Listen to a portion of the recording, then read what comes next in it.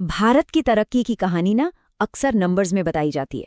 और एक ऐसा ही नंबर है जो लाखों लोगों की जिंदगी में आए एक बहुत बड़े बदलाव को दिखाता है। लेकिन क्या कोई एक नंबर पूरी कहानी बता सकता है? आइए आज समझते हैं कि गरीबी को मापने के पीछे की कहानी क्या है। ये है वो नंबर 13.5 करोड़।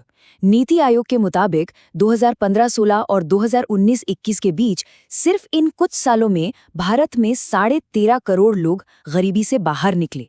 अब ये सुनने में तो बहुत बड़ा अचीवमेंट लगता है, पर इसका असल में मतलब क्या है?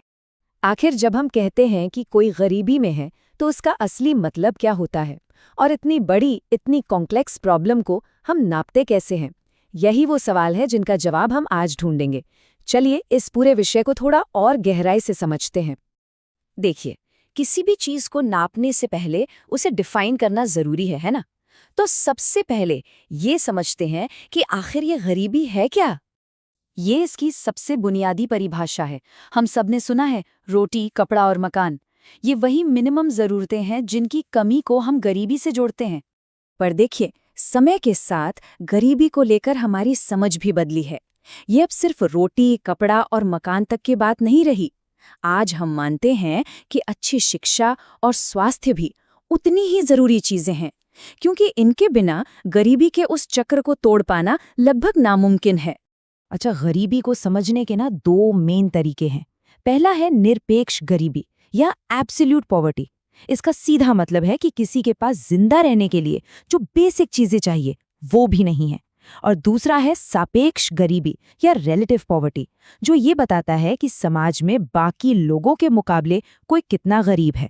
ये दरअसल इनकम में जो असमानता है उसे दिखाता है। तो सवाल ये है कि हम इस निरपेक्ष गरीबी को नापते कैसे हैं? इसका सबसे मेन टूल है गरीबी रेखा या पॉवर्टी लाइन। ये एक तरह की लाइन खींच देती है। अगर किसी की आमदनी या खर्चा इस लाइन से नीचे है तो उन्हें गरीब माना जाता है। ये एक सिंपल लेकिन बहुत जरूरी कॉन्सेप्ट है। तो अब जब हम बेसिक समझ गए हैं, तो चलिए देखते हैं कि भारत में गरीबी को नापने के तरीके वक्त के साथ कैसे बदले हैं। ये सफर काफी दिलचस्प है। ये टाइमलाइन दिखाती है कि हमारा ये सफर कैसे आगे बढ़ा। इसकी शुरुआत हुई दादा भाई नौरोजी के इनकम बेस्ड अनुमान से। फिर 1979 में अलग समिति ने कैलोरी को एक जरूरी फैक्टर माना। 1993 में लकड़ावाला समिति ने ये समझा कि हर राज्य की अपनी अलग गरीबी रेखा होनी चाहिए। और फिर 2012 में रंगराजन समिति ने, जो हम कंजम्पशन डेटा यूज करते हैं, उसे और बेहतर बनाया।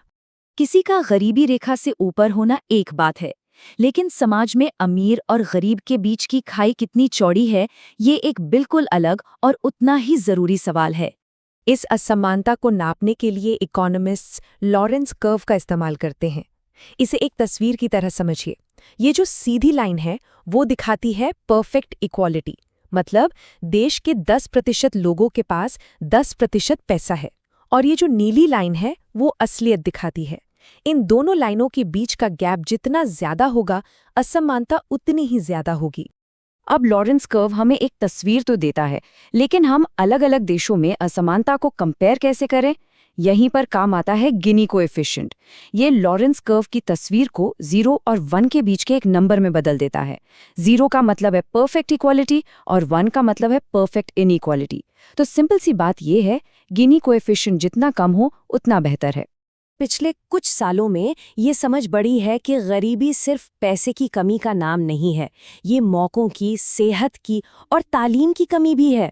चलिए इस ज्यादा कंप्लीट नजरिए पर एक नजर डालते हैं। ये है मल्टी डायमेंशनल पॉवर्टी इंडेक्स या MPI। ये सिर्फ इनकम नहीं देखता, बल्कि ये हेल्थ, एजुकेशन और लिविंग स्टैंडर्ड्स जैसे कई डायमेंशंस को एक साथ नापता है। जैसे क्या घर में अच्छा पोषण मिल रहा है, बच्चे स्कूल जा रहे हैं, पीने का साफ पानी है, बिजली है। भारत ने इस ग्लोबल फ्रेमवर्क को अपनाया है और अपनी प्रोग्रेस को ट्रैक करने के लिए खुद का नेशनल MPI भी बनाया है। और जब हम इस ज्यादा बड़े नजरिए से देखते हैं ना, तो नंबर और भी ज्यादा प्रभावशाली हो जाता है। ग्लोबल MPI डेटा के मुताबिक 2005 से 2021 के बीच 41.5 करोड़ भारतीय मल्टी डायमेंशनल पॉवर्टी से बाहर आए। ये सिर्फ इनकम का बढ़ना नहीं है, ये लोगों की जिंदगी की क्वालिटी में आया एक असली सुधार है। गरीबी को नापना जरूरी है, लेकिन आखिरी मकसद तो उसे खत्म करना है। तो चलिए जल्दी से देखते हैं कि इसके मुख्य कारण क्या हैं और इससे निपटने के लिए क्या तरीके अपनाए जा सकते हैं। गरीबी के पीछे ना कई जटिल और एक दूसरे से जुड़ी वजहें होती हैं। जैसा कि आप देख सकते हैं, बढ़ती आबादी से लेकर बेरोजगारी और पढ़ाई लिखाई की कमी तक कई फैक्टर्स हैं। इन असली कारणों को समझना ही सही सोल्यूशन ढूंढने के लिए बहुत जरूरी है। तो हम गरीबी से लड़ें कैसे? इसका कोई एक जवाब नहीं है। जैसा कि यहाँ दिखाया गया है, हमें एक मल्टी लेवल अप्रोच की ज़रूरत है। रोजगार बढ़ाने से लेकर स्किल डेवलपमेंट को बढ़ावा देने तक और ये पक्का करने तक कि तरक्की का फ़ायदा सब तक पहुँचे। तो हम घूम फिर कर वहीं आते हैं जहां से हमने शुरू किया था, उस हैरान कर देने वाले आंकड़े पर। भारत ने निरपेक्ष और बहुआयामी गरीबी को कम करने में जबरदस्त तरक्की की है। लेकिन जैसे जैसे ज्यादा लोग गरीबी रेखा को पार कर रहे हैं, क्या अब हमारा फोकस रिलेटिव पॉवर्टी यानी समाज के अंदर की खाई पर होना चाहिए? ये एक ऐसा सवाल है जो आने वाले सालों में भारत की विकास की कहानी को तय करेगा।